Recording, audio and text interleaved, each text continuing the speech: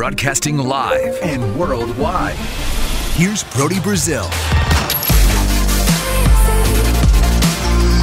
Well, if you're like me, you watch a ton of hockey coverage, and there's one thing you notice beyond analyzation of gameplay and rosters and how teams are made up. It's the fact that hockey pundits, they love to debate physical hits, physical hockey hits.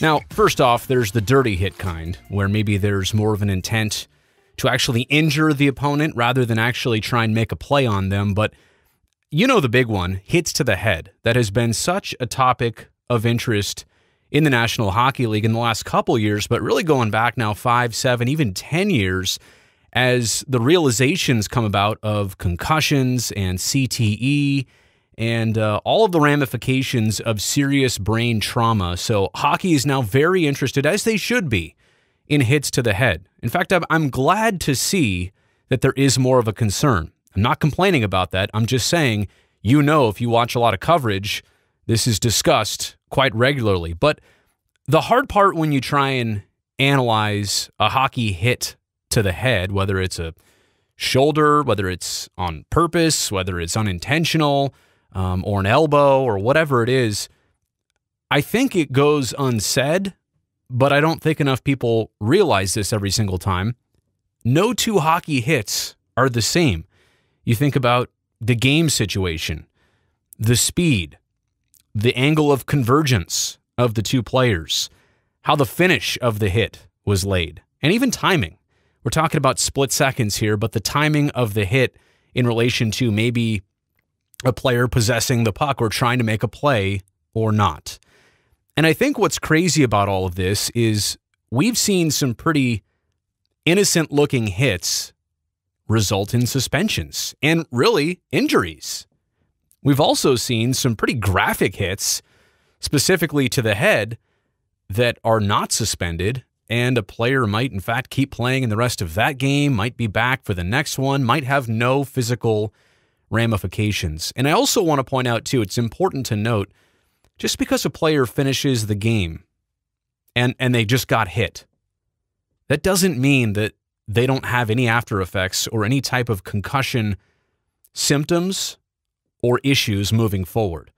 You understand there is so much adrenaline running through a human being's body when they are competing at the ultimate level, like in the NHL. And it takes a while before all that adrenaline wears off until you really feel the effects of physical injuries or even ones to the brain. So my point there is, don't ever read too much into, the player came back on the ice and finished the rest of the game. That doesn't mean they are fine. But again, it's just the hard part here trying to figure out in terms of the discipline aspect.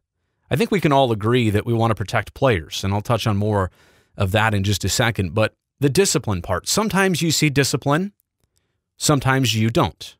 Now, I'm taping this for, obviously, a YouTube video as well as a podcast. So if you're listening only, you're not going to have the benefit of watching this.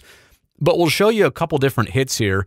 I mean, Erik Karlsson hit Austin Wagner back in December at SAP Center, the Sharks and Kings. That one didn't look terribly graphic or necessarily intentional, and Karlsson has no history. But Erik Karlsson, of all players, handed a 2-game suspension.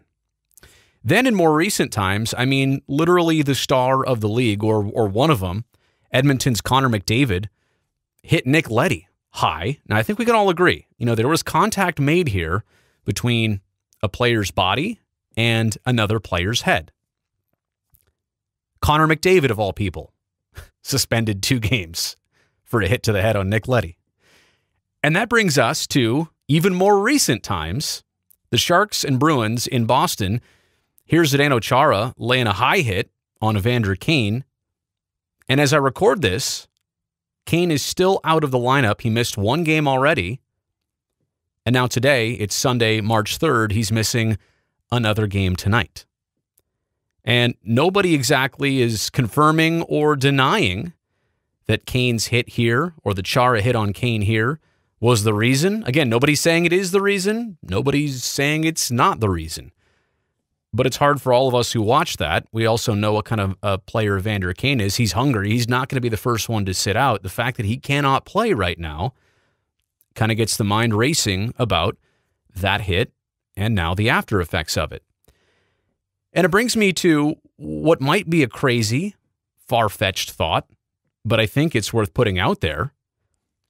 Is there such thing as a reasonable punishment where a hitting player could be suspended for as many games as the injured player is out? I'm not saying it's the perfect solution. In fact, I don't even know if it's going to work. It's a very slippery slope, right? Somebody could be falsifying injury. Somebody could be exaggerating injury, especially if the balance of player importance from one team to the other is not equal. It's not even close to equal. Your guy might sit out longer so that the guy who hit you has to also sit out that long. And then there's also an amount of games missed. So again, I don't know. It gets pretty deep pretty fast. But think about that for a second. Would it work? I don't know. But I think going back to the biggest topic here and my biggest takeaway, the NHL needs to get its act together on two things. Number one, if you say you're going to protect players, then maybe just consider eliminating this hit at all out of the game. Anytime there's any contact, intentional or not, to an opponent's head, heavily suspend the offending player. If you really want to protect players, go for it. Do that. You'll take head hits right out of the game. If you scare enough people and you punish them greatly enough, I think you're going to have the end of the problem. But at least if you don't, fully want to go to the heavy hand discipline route, how about this? Let's just start with some consistency in the discipline. I mean, if you at least set a standard with clear language and video examples, we'd pretty much all know what to expect. I said before that no two hockey hits are the same. I still hold true on that.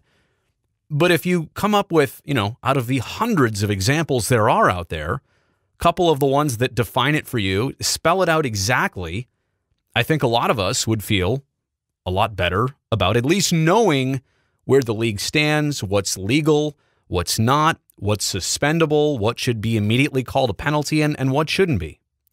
As of right now, it's Rule 48.1, the illegal check to the head, which says a hit resulting in contact with an opponent's head where the head was the main point of contact and such contact to the head was avoidable is not permitted. Was avoidable, but that's kind of a judgment call. The rule goes further. In determining whether contact with an opponent's head was avoidable, the circumstances of the hit, including the following, shall be considered. Now, it goes on to spell that out, and if you want to check out Rule 48.1, I encourage you to do that, but the following shall be considered is how that ends. Again, it's not saying it's black and white. It says this is a gray area. Here's how we're going to go about figuring out suspension and discipline or not. I just want this to become a lot clearer for fans, broadcasters, players, coaches.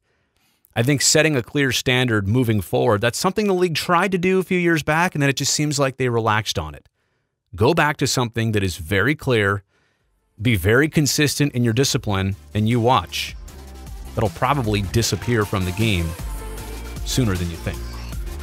Hey, that does it for this podcast and this YouTube video. If you appreciated it, if you enjoyed it, please definitely subscribe to the channel as well as the podcast. Also, check me out on Twitter during games. I'm using it heavily there, as well as always trying to pump out some great content on Instagram as well. Again, thanks for checking this out. Until next time, I'm Brody Brazil, and yes, that is my real name.